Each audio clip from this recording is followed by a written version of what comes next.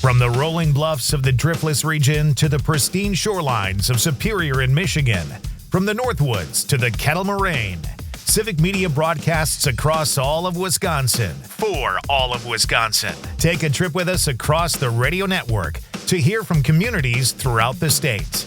This is the Civic Media Spotlight. Kicking off this week's Civic Media Spotlight, we go to Matt Nair on Air, where this week Jane and Greg spoke with Collin McCarthy, the Vice President of Versiti Organ and Tissue. They had an impactful conversation about organ donation. To listen to the whole interview, check out the podcast or listen to the show at civicmedia.us. Good morning and welcome to Matt Nair on Air. Thank you so very much for joining us. You can always join the show. Call or text 855-75-CIVIC. Very excited to have with us in studio from Versiti. Collin McCarthy is here. Good to see you again, Collin. Thank you so much for coming in. Wanted to talk about a release that I saw a couple of weeks ago. Both chambers of Wisconsin legislature have passed significant legislation to allow Wisconsin residents to join the Wisconsin Organ Donor Registry. And all you have to do is opt in when you file your Wisconsin income tax form. That's pretty great.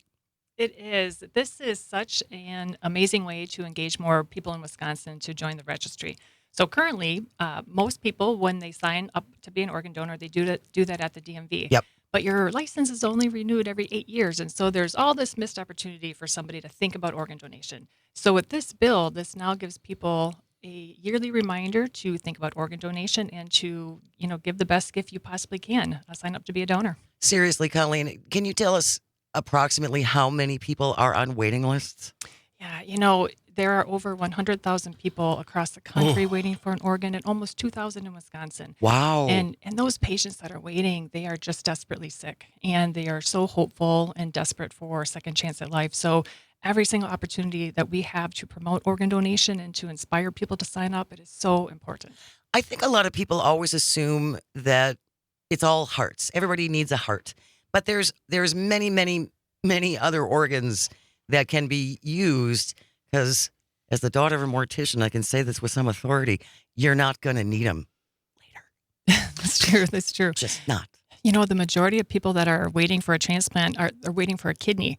And so in order to keep those patients alive, they have to be on dialysis. And that's such a difficult lifestyle. Yes. To be on dialysis daily or every other day. And it's just debilitating for people. So the biggest need is for kidneys. But now that's something that people don't have to wait, right? Because we have 2 kidneys. Right. And so if you have 2 healthy kidneys, that's something, I'm sure there's a kidney donor registration. That might be separate.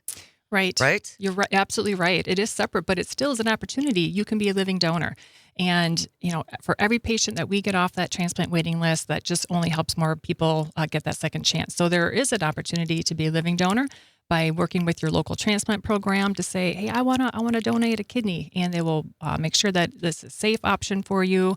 But the other option that Versiti Bliss Center Wisconsin oversees is deceased organ donation.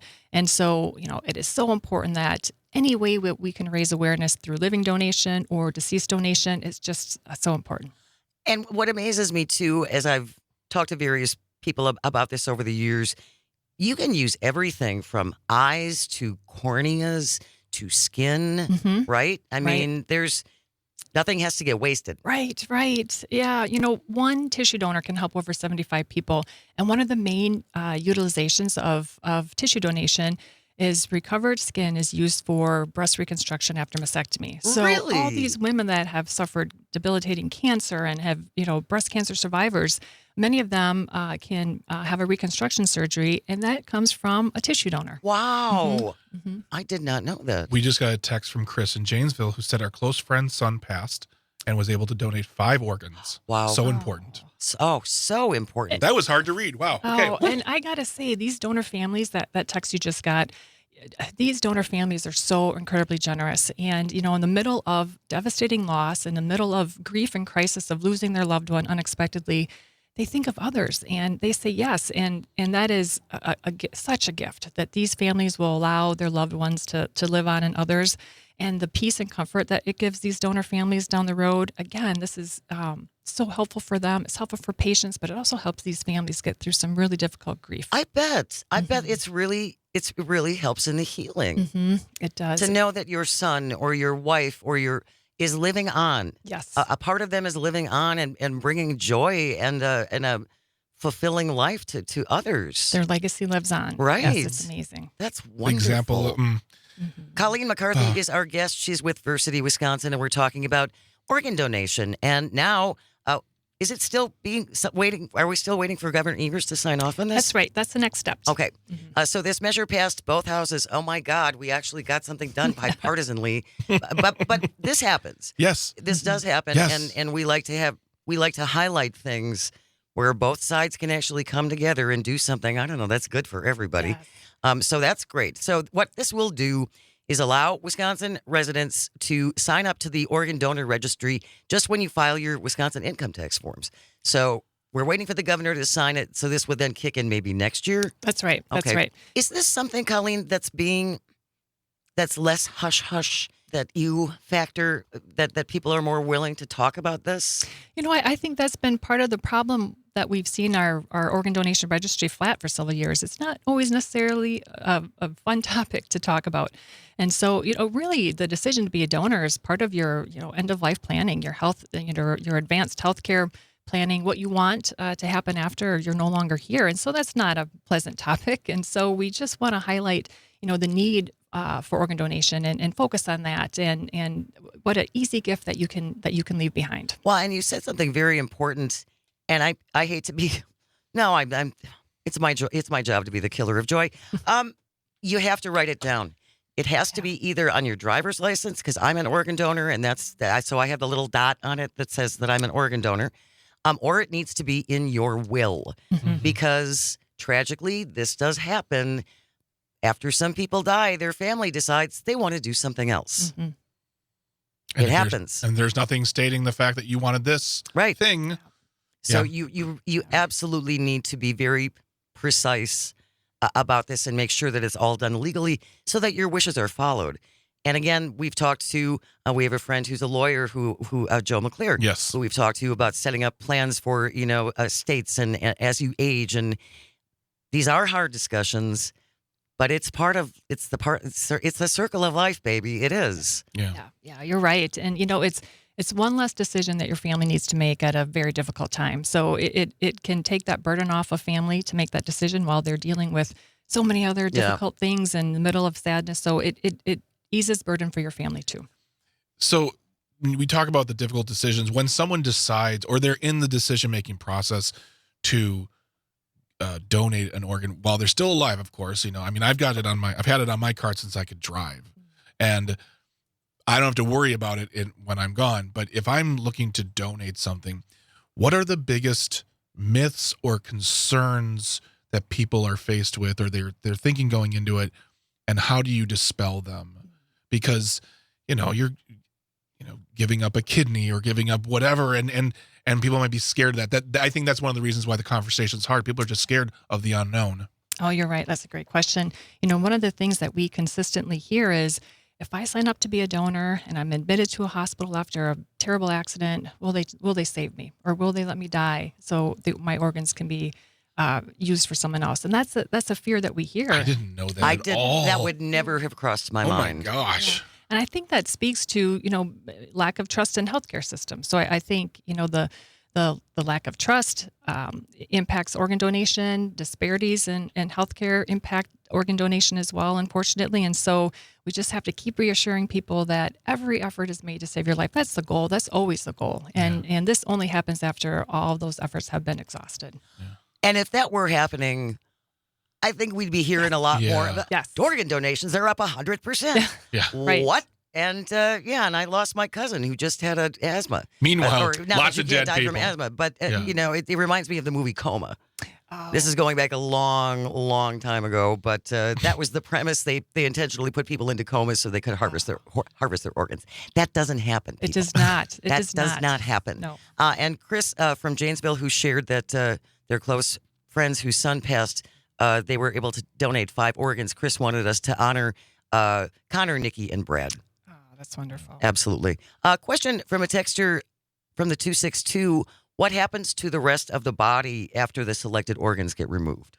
After organ recovery occurs at the hospital in the operating room, the organ donor is reconstructed. And so families can have a funeral of their choice. They can have a viewing. They can proceed with their usual, what the family wants for their closure. So organ and tissue donation does not impact a viewing, and families can still have that closure. I had no idea.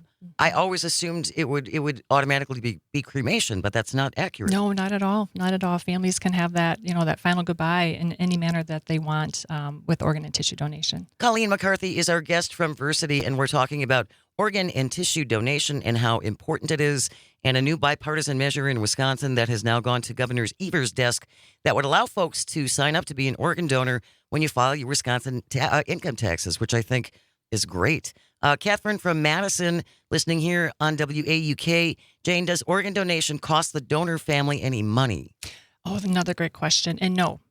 The costs associated with the evaluation for organ donation and tissue donation does not, the family does not incur any of that. The recovery organizations do. And so again, there's not a financial disincentive for families to say yes to donation. That is covered, and hopefully that's not a barrier for families at all. If you have a question for Collin, please feel free to call or text it in at 855-75-CIVIC. That's 855-752-4842. Or leave a comment on the live stream.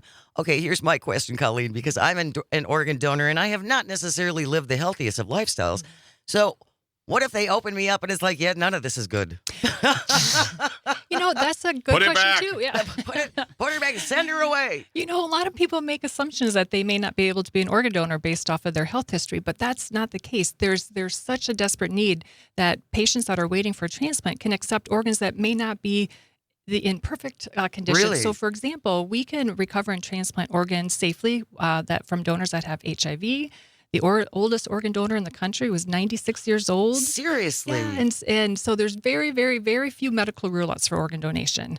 The biggest rule-out is that in order to be a deceased organ donor, you have to pass away in a hospital on a ventilator. And that's the main reason why there's so few organ donors, because of that criteria. Okay, can you stay for another segment? Yes, wonderful. Of course. Again, if you have a question for Collin, please text it in 855-75-CIVIC. We will continue this conversation about the importance of organ and tissue donation and how both sides of the aisle in Wisconsin agreed on something. I have to go lay down. They did it. I know.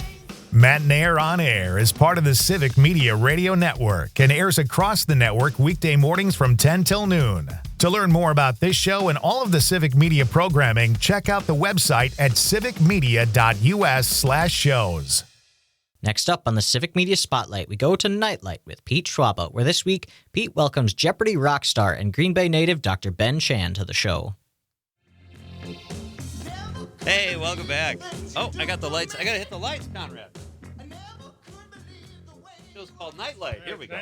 I'm really thrilled to introduce this next guest. He is here in studio with me, and he's much smarter than me. And he is a St. Norbert professor. No. Please welcome, listeners, please welcome Ben Chan. Ben, welcome to Nightlight. Ooh, Ben Chan. They're not saying boo. They're saying Ben Chan. Hey, welcome. It's great to have Thanks you for here. having me. Thanks for having me. Oh, my pleasure. Yeah, I've heard much about you. I'm excited to get to know you better. Oh, well, that's great. Let's do it. Let's do it for everyone to hear. Let's become friends. We're Yeah. already Facebook friends. Yeah, let's hang out You accepted my request, so now let's in real life after this. Yeah, let's pal around, as they say. Okay, Ben, I want to get to Jeopardy, all that stuff. You're like this big star now, but tell me a little bit and tell the listeners a little bit about who you are. Well, give us some background on Ben Chan. Yeah, I'd say, I grew up in Queens, New York. I've lived in Green Bay for 10 years. St. Norbert College brought me here.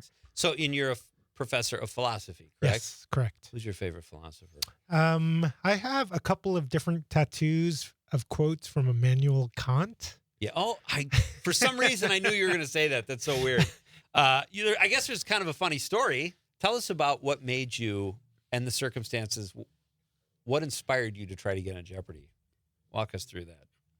Yeah, there's the funny part. I think the initial thing that got me to take the test online. Everybody should take the anytime test, by the way. I just Conrad, took it. take a memo. Yeah, right. I watched the TV. I watched it one day. I had a glass of wine because it's post-dinner viewing for us. And I thought, I would have won this game. And so I took the anytime test off a glass of wine while sitting on my couch. And that led to an audition, which led to me being on the show, right? And so, it really, it can happen to anybody, right? I think, my inspiration for it was also, like I told I mentioned my dad, he died during COVID 2020. Oh, and then, man. it's he had a very good life, right? And then as it happened, one of my best friends in an unrelated thing died the next year. And that was actually the impetus to make me really go for it. Like, I hadn't had a bucket list before then, but he was the best guy. He also, this is going to sound weird, but like, he's a philosophy professor, but he at a very prestigious place, but he told me like, "Oh, Ben, you're the smartest person I know." Right. And I was like, "Oh," after that, I was like, "Oh, right." Steve, my friend who passed, was like, "Oh, he thought you were super smart. You should go on Jeopardy to like show people what Steve saw." Right. Because it's, I don't know. That's really cool. Now the story I heard was you were on your couch in your underwear drinking wine, so you kept it G-rated. Now I've got another funny story about if you want to go to PG. Well, I think we can handle. It's a family show, but PG is allowed. I want to go into detail. Yeah, my other funny this is an icebreaker I didn't get clearance to say in one of my interviews on Jeopardy, which is Magic Johnson has seen me naked. I saw that. Yeah. How did Truth or Dare? Was it a Truth or Dare game? No. Just a couple guys hanging out? How did that happen? I went to grad school at UCLA, and the funny thing about UCLA is like I would play pickup basketball. I'm actually a huge basketball fan. Same. And inside the student center, it's like on the one court you have like random, people like me playing pickup. On the next court, Magic Johnson, Lisa Leslie, Kobe Bryant, like literally 10 feet from you on the same floor. They're having NBA pickup game. And then so in the locker room, that's where he saw me naked, right? And so I hope so. That's the true story. And then the not true story is to say, then he said, and they call me Magic Johnson. Well, you just created quite a visual there for us, Ben. Who's really watching or listening? Listen, I hope some people are, but you should tell that story on Jeopardy. You'll have maybe a few more. They couldn't. They couldn't fact check it, so they couldn't. Did he say anything to you after that, or? Oh man, no, he didn't. I mean, the funny thing is, he was like talking to somebody, and I was taking a Kant seminar. It comes back to Kant. Yeah, and then I was really mad because I didn't have my copy of Kant's Critique of Practical Reason with me because. You didn't have that in the gym locker room with you? No, I thought I had it with me. So I went into my locker because I wanted Magic Johnson to sign it because I was going to say, like, Magic, you're arguably the greatest basketball player of all time. Immanuel Kant is arguably the greatest philosopher of all time. I think it would be really cool if you signed this book. Oh, that's kind of a nice that's way to bridge that would have been great, right? But I didn't. I would say book. Michael Jordan's better than both of them. Right. But what do I know? So all right. So my guest, by the way, is Ben Chan. The finals are on tomorrow night, correct? From Jeopardy? Yeah, it's best of 7. Best of 7. You have to win. You have to be the first player to win 3 out of 7 for $250,000. I don't want to get your hopes up, but we're trying to get it so that Conrad and I are the two guys you play against. And all we ask oh my God. is if you win. Why wasn't that the case? We get a taste. That's all we're asking for. So you've already won 70 G's so far? Something like that? 254 G's. So if you win the next round, you're at $500,000? Yeah. What are you going to do with the money? I'm a simple person. Nutty night out on the town? Right. Some new slacks? Right. No, I think my spouse and I, we would like to be able to travel with the dogs, some sort of vehicle situation where we could go into, the national parks and see the national parks, be able to travel with dogs, etc. That would be really cool. What What does your wife think of all this? She's been very supportive. She understands, like, I'm a serial hobbyist, Okay. like I've gotten really into woodworking at times, into golf, and like I like learning something new and getting good at it, right? And so she's been understanding of those things in the past, and she was very understanding of this too. I'm going to ask you something on the radio, and I'm going to put you on the spot. Are you smarter than your wife? No, I mean, Okay. Just the fact that you answered like that tells me you might be. I'm maybe smarter than my dad in that respect. It's like, no, I think I believe we have very complementary intelligences. That's a very good answer. And that's probably true of most Yeah, it's true. couples, It's right? like, it's like it wouldn't work otherwise. I have so much to ask you here, and I don't even know where to go next. I know you tried out for Fear Factor. All right, when we come back, I'm going to ask you about Fear Factor. Okay. That'll be a good one. That's a and good then I one. want to ask you, too, about... And then how- we got to talk Oscars. And we'll talk... Oh, buddy, we'll talk Oscars, believe me. This is a mini-series, by the way. I don't know if you Yeah. knew that. You're not just here for 15 minutes. I'm Okay. auditioning for You're I don't know. auditioning. All right, that's the voice of Ben Chan, Jeopardy rock star. He's back at it tomorrow in the finals. Coming up next, I'm going to ask him what his Fear Factor tryout was like, and we will get to some Oscars. This is Pete Schwaba and Nightlight on the Civic Media Radio Network.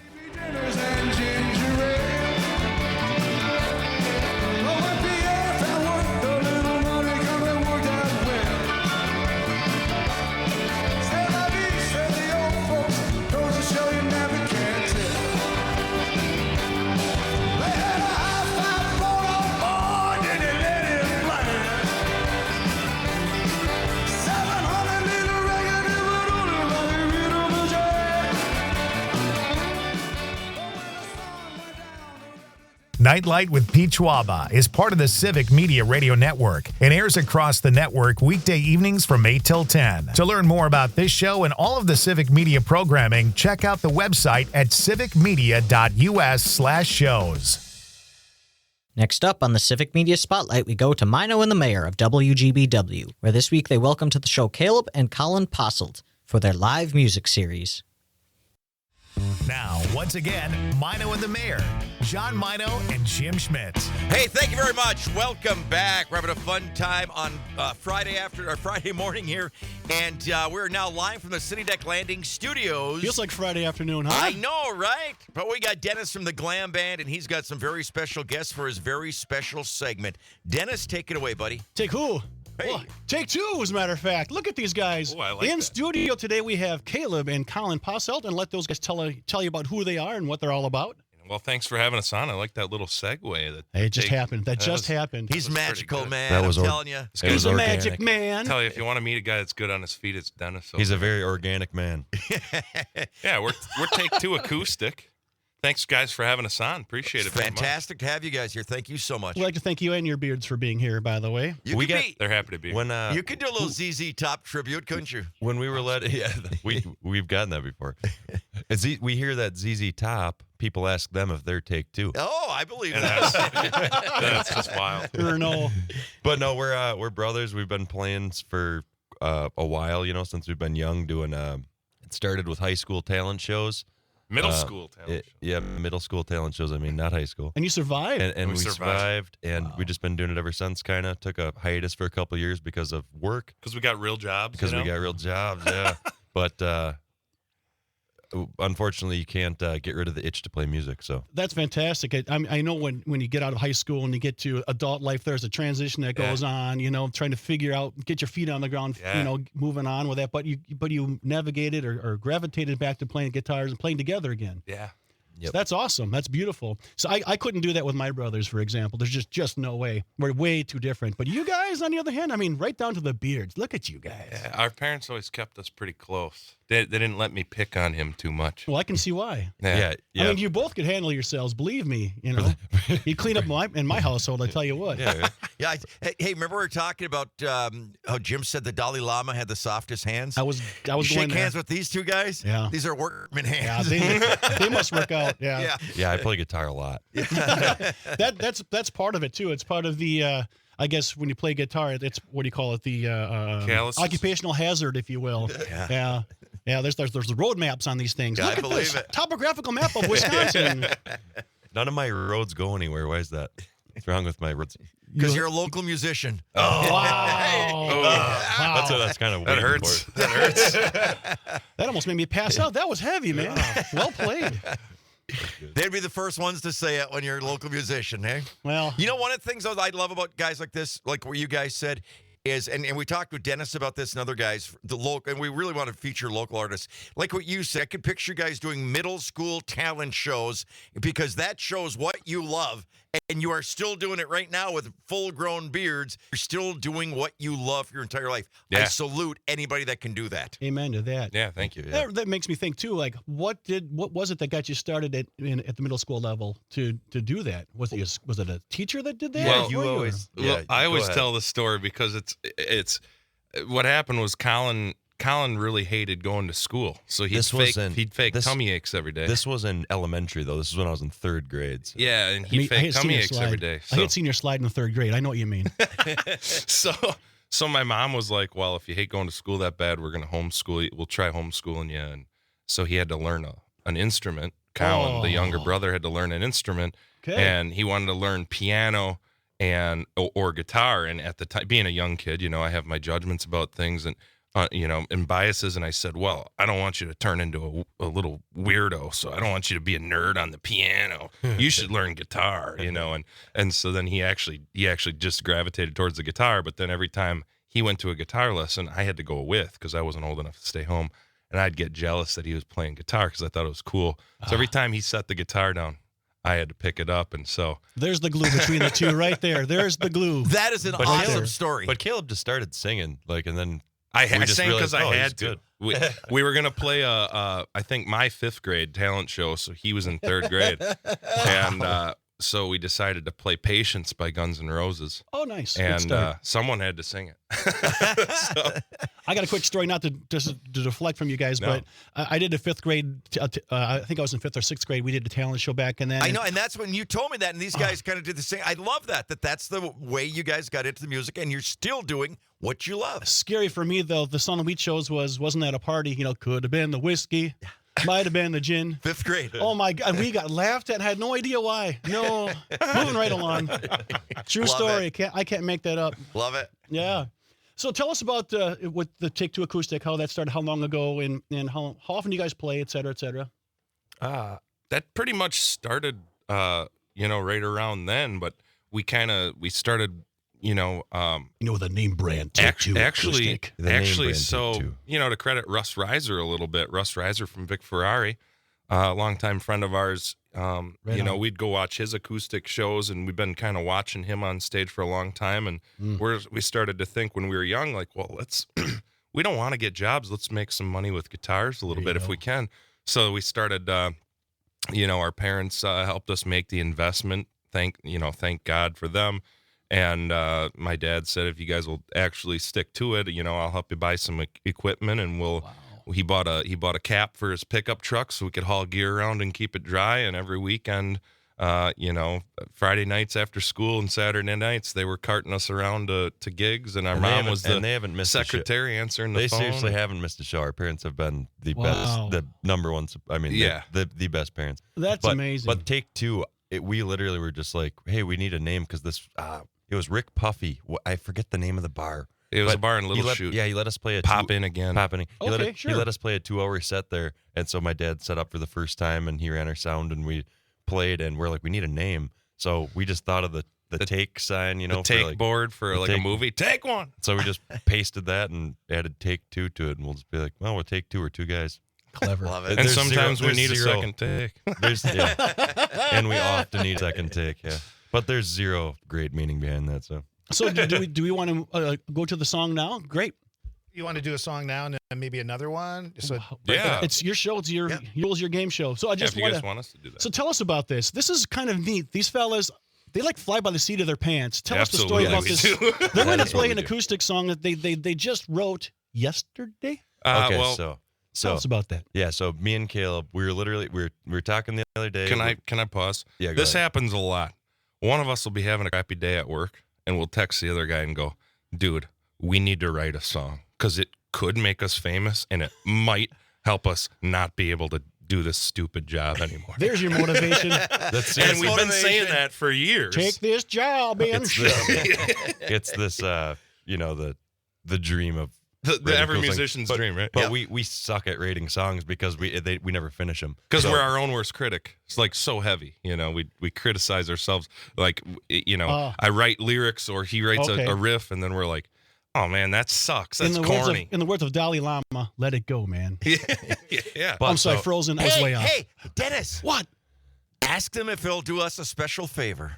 What did you suggest earlier that would be a great song? I Met the Dalai Lama and a Lady Gaga. I know there's a song in there. We got to write a song together.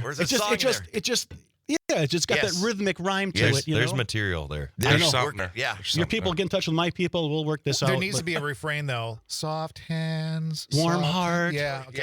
Yeah. Soft Maybe I'll- hands, warm heart. Yes. Maybe when I get a stand-up bit together, special together, maybe I'll throw it in there. Perfect. So, okay, tell us about your song, fellas. But so anyway, we're that day. I'm like, hey, tonight when you get done with work, I'm done with work. Let's just hang out, have a couple beers, whatever, and let's just write a song. Because we record guitar riffs that we think are cool that we come up with all the time.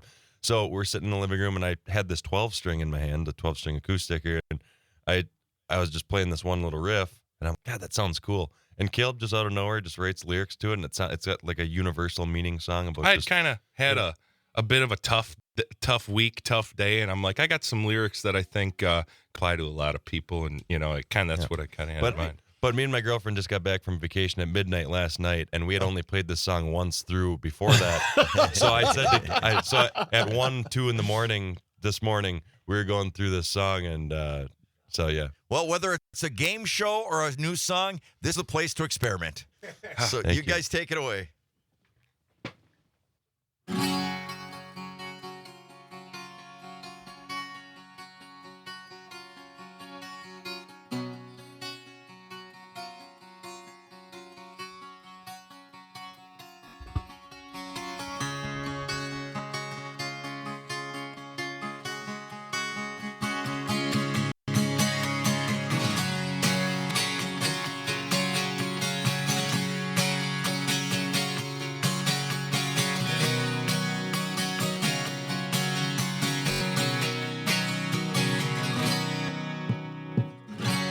I know sometimes it's hard.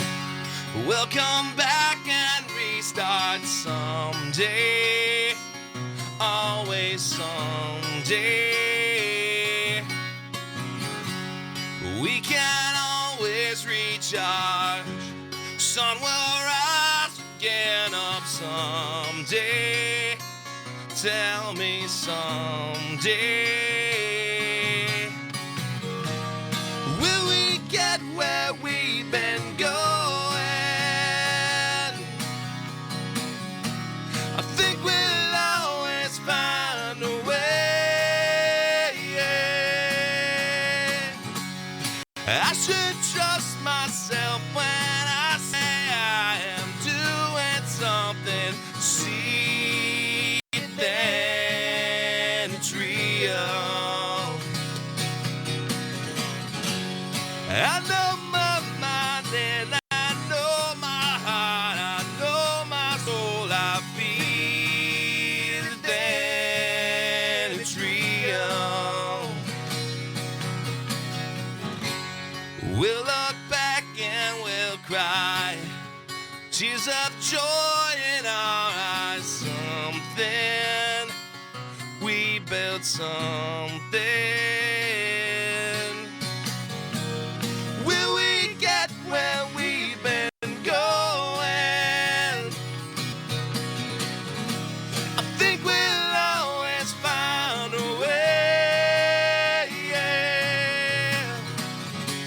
I should trust myself when I say I am doing something. See that it's real.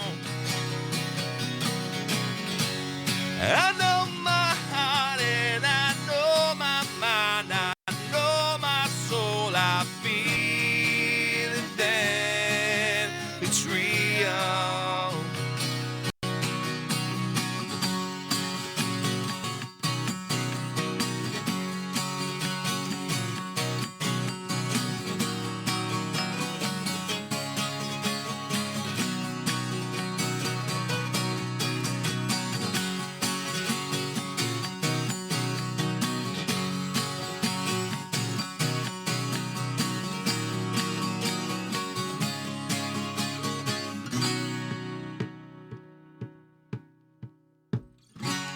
I know my heart and I know my mind, I know my soul, I see it then, it's real. I know my heart and I know my mind, I know my soul, I feel it there, it's real.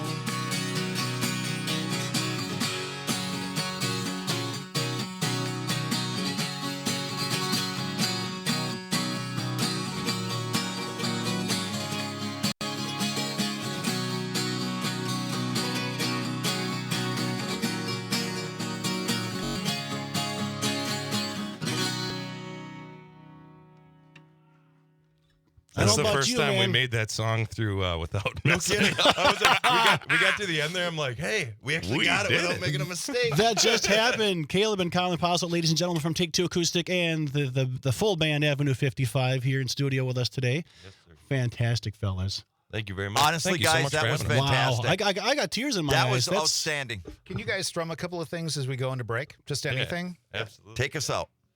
I'm looking at you through the glass. Don't know how much time has passed.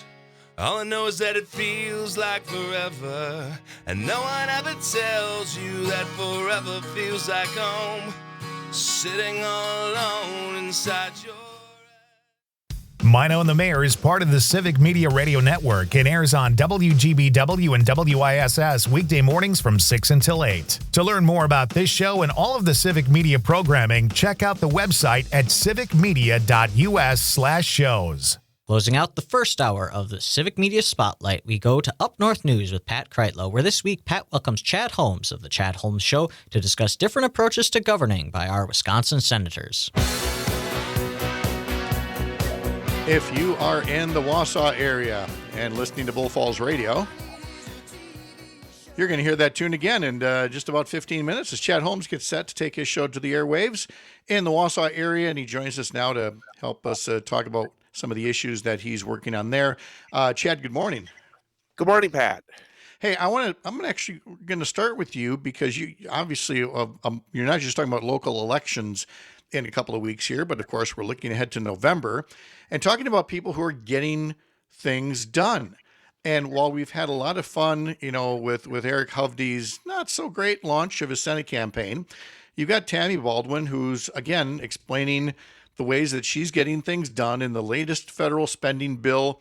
It includes things like, $1.4 million to help the city of River Falls renovate its fire station. You've got, is it Rothschild is about to get money for fighting PFAS contamination. You've got the Lac du Flambeau tribe getting support for a tribal fish hatchery.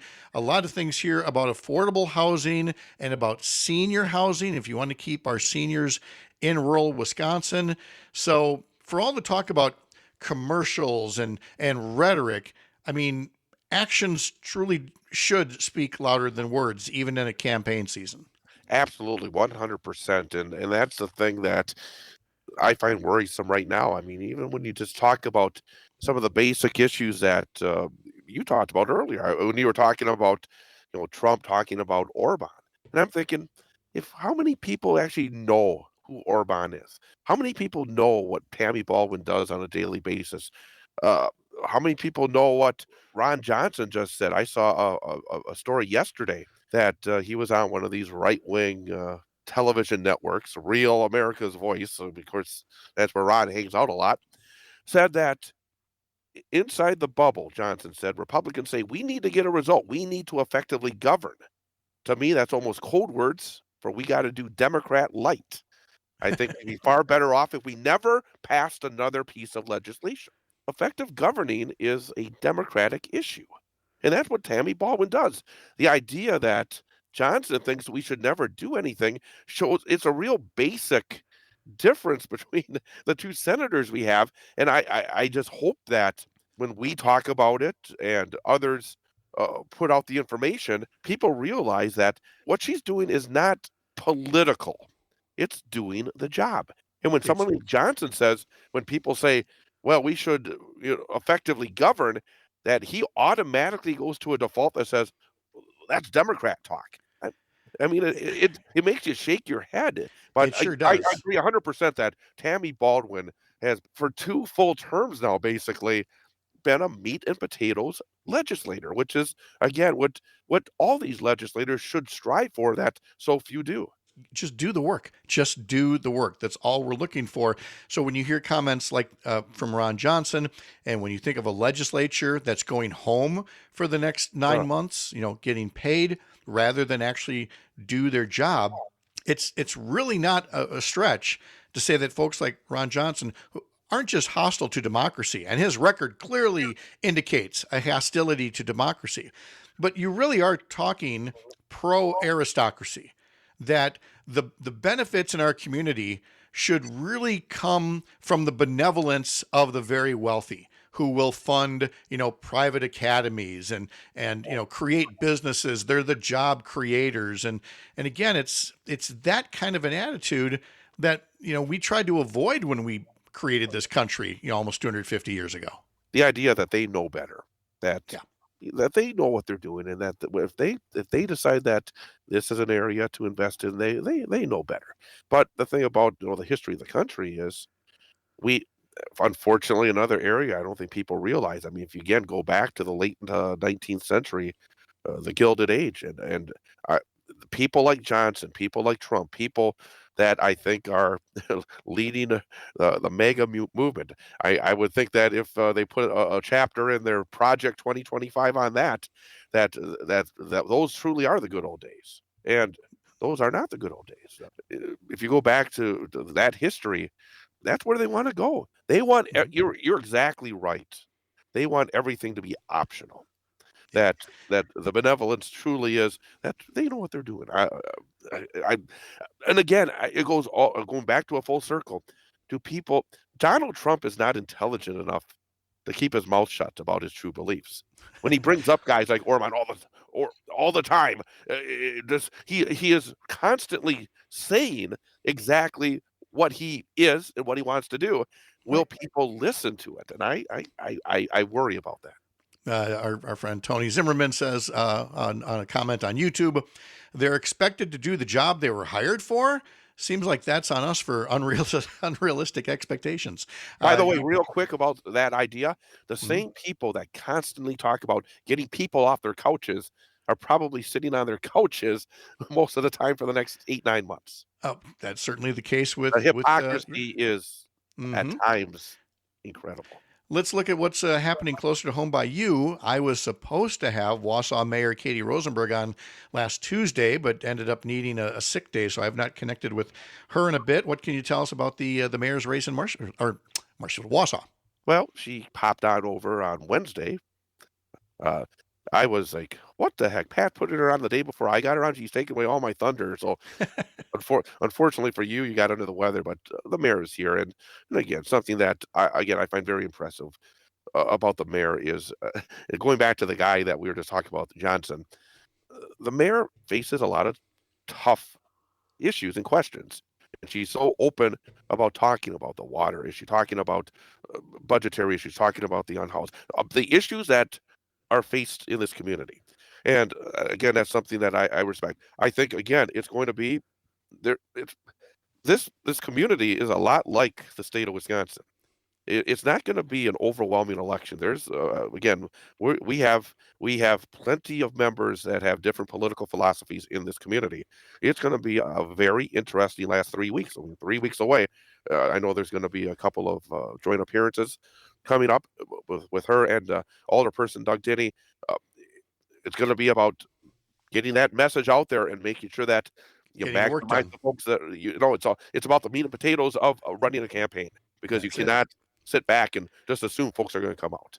Chad Holmes talks about this next on Bull Falls Radio on the Civic Media Radio Network. Thank you, Chad. Have a great day. Thank you, Pat. Mr. Bach, thank you as well. Go enjoy some caramel delights, and we'll talk more tomorrow.